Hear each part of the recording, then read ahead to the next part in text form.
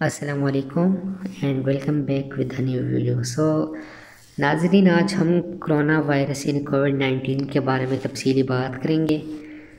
اس کی جو خصوصیات ہے یعنی طبی خصوصیات ہے اس پر ہم بات کریں گے. اس کا جو منتقلی کا طریقہ ہے اور انکیوبیشن مدت ہے اس کے بارے میں ہم بات کریں گے.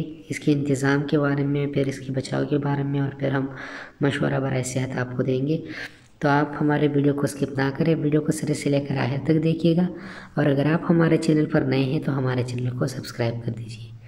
ناظرین، کرونا مرض چین کے ہبئی کے علاقہ یعنی ووہان میں خاص نمونیا کے مرض کی صورت میں دسمبر 2019 میں نمودار ہوا. مقامی محکمہ صحت کی ابتدائی تحقیق کے مطابق کرونا وائرس یعنی کووڈ-19 اس خاص قسم کے نمونیا کا ذمہ دار ٹھہرایا گیا ہے.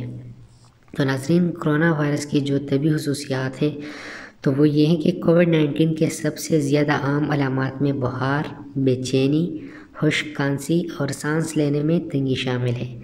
دیگر علامات میں ناک کی بندش، سر میں درد، آشوب چشم، گلے کی خرابی اور اس کے علاوہ اسہال ذائقہ اور بو کا محسوس نہ ہونا، یا جلد کی رگڑ یا انگلیوں یا پنجوں کی رنگت کا خراب ہونا، یہ بھی اس میں شامل ہے.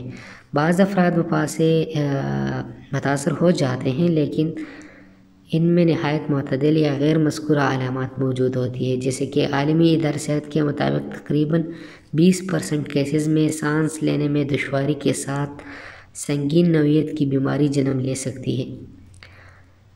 ایسے افراد جن کو پہلے سے لاحق شدہ امراض یعنی مثلاً ہائپر ٹینشن، دل اور پھیپھڑے کے مسائل یا سرطان ہو تو ان کی حالت میں ابتری کا خطرہ زیادہ بڑھ کر سنگین صورتحال میں بدل سکتا ہے.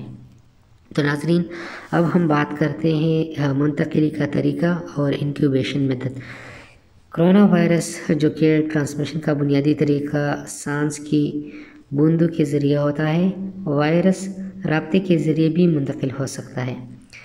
اس کی جو انکیوبیشن کی مدت ہے تو زیادہ تر اندازہ 1 سے لے کر 14 دن تک ہوتا ہے، عام طور پر 5 دن ہے.